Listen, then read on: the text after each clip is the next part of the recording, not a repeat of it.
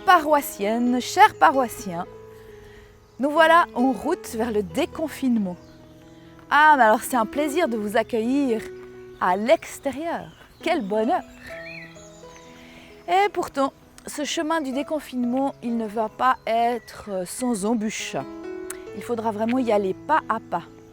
Et je me délecte des propos de notre conseiller fédéral qui l'a dit d'une manière extraordinaire. Il a dit qu'il faudra aller aussi vite que possible, mais aussi lentement que nécessaire. Tout un programme. C'est vrai que c'est une histoire de temps. Il nous a fallu très peu de temps pour être confinés. Il nous en faudra un peu plus pour se déconfiner. Sur le chemin d'Emmaüs, les disciples avancent tristement. Ils sont vraiment déconfits. Ils sont dans le doute après tout ce qu'ils ont vécu, l'arrestation, la condamnation, la mort de Jésus. Cela vraiment les a impactés. Et après le confinement de la chambre haute, ils ont besoin d'air. Ils sortent, ils quittent la ville, ils se dispersent, ils s'éloignent les uns des autres. Jusqu'où vont-ils aller?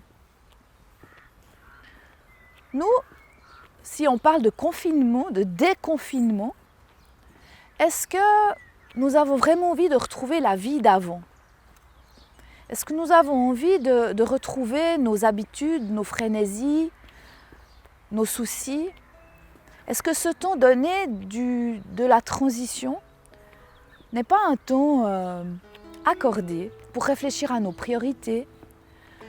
Ce serait dommage de s'éloigner les uns des autres, de ne plus se souvenir qui est notre voisin, qui est notre prochain.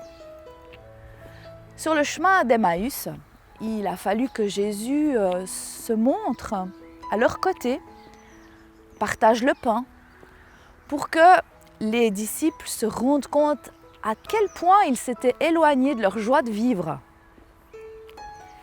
Alors, j'ai envie de dire, hâtons-nous lentement.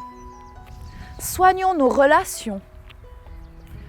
Et je pense que lorsqu'il s'agira de courir, eh bien, ce sera pour annoncer à tous que celui qui nous accompagne sur tous nos chemins et surtout sur ce chemin de retour vers la vie, eh bien, celui-là, il est vivant. Et bon déconfinement, au plaisir de vous serrer dans mes bras.